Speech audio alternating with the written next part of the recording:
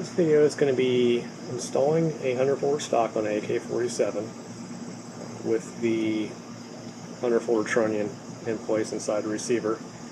Before you begin this, I would recommend cleaning up your receiver, maybe put a light coat of oil or grease on any bearing surfaces. And another important thing I would look at is making sure any hole where you're going to drive a pin, try to test fit your pins to the holes, make sure they're going to fit okay. For example, on my center or my internal locking lugs, this hole here is a lot smaller than this one there. And you can see there's little stake marks on either side of the hole, and it indicates to me this is the hole I want to have facing up. So when I drive that pin through, it'll fit easier. First thing we're going to do is go ahead and put our swing swivel attachment onto our center support.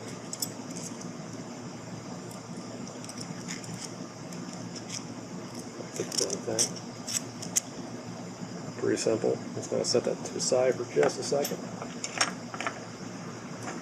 I like when doing it this way. I'll take my internal locking lug and kind of get that in place on the hole so that the two wings are poking out. Bearing in mind I want that larger hole facing up. That's where I'm going to drive my pin.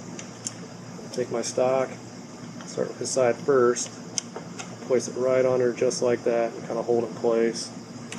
Bring the other end up, kind of hold it in place there. Switch hands real quick. I'll take our center support and drive it through there, all the way through to the other side. So now our internal locking lug is going through the trunnion, the receiver wall, into the stock itself. There's that part. That's probably the hardest part in my personal opinion. Next thing we're going to do is we're going to take the slide locking nut. Again, this is one of those you want to bear in mind your holes. Some of these holes aren't the same as the others. Eventually what we're going to want is the hole facing up if we're going to drive a pin. So you might want to fit that, possibly drill it out. And if you see in this case, it was, I can find it again. There's some stake marks on it right there. That's the preferred hole I'd like to get up if possible. So we'll start screwing that on, not all the way. Let's get threaded and started.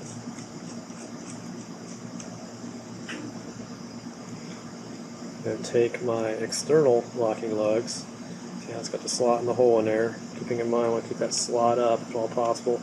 Just get that started. We'll pull back on the center support, revealing this hole right here. Now this is the hole that I didn't use the last time I assembled this because I didn't have that third pin. I've got plenty of pins now, so it shouldn't be an issue. Just gotta take one of my pins, place it in this hole. Now I don't know about yours, but mine is very loose, which is no big deal because you'll see in a minute when we push this in place, it doesn't matter how loose it is.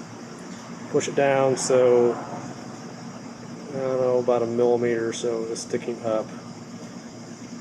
When you get it just right, you might push it down a little bit more. Push it down too far, you have to start over.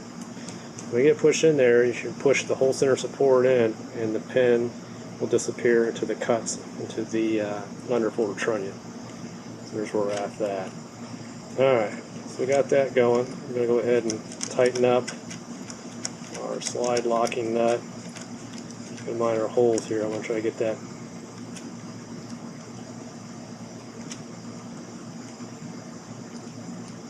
I'll use that hole because I go any further than that, it's not tight enough. Alright. Another hole. Bearing in mind that slot right there, keep that slot, it should be pointed up because we're going to drive a pin through here.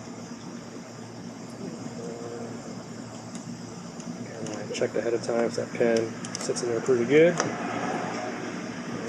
Tap to get started. This pin here, you could tap it flush, even a little bit more than flush. Recess it a little bit.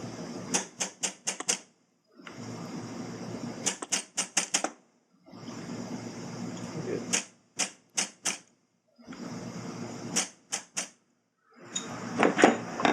As long as my external locking lug engages, make sure it doesn't rub or anything like that. Doesn't look like it is. In fact, I might pound in just a little bit more. Make sure it's not rubbing on there. This thing is kind of tight. Let me get to this angle.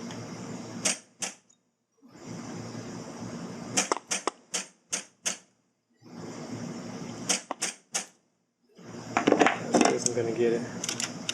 Alright, engage our external locking lugs, engage our internal locking lugs. We got our pin there and our pin there. Alright. Next step is going to be to insert our little spring here, or push button spring, into the cavity where it goes. I'm going to take my pin, I'm going to get it started here into the hole in the internal locking lug. That kind of drops in there pretty good, so I'm going to take my push pin here with that hole. There's a hole on both sides.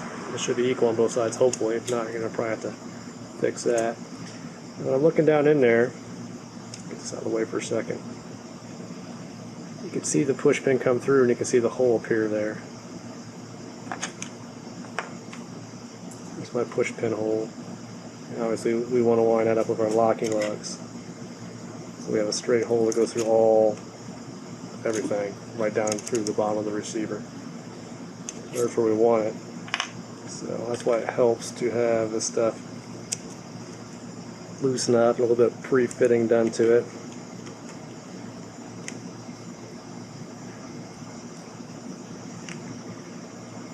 Alright, pushing as far as I can go. I'm into the push button. That's as far as I can hand push it. It's starting to get tight with all the tension on it. So we'll just gently tap it on in.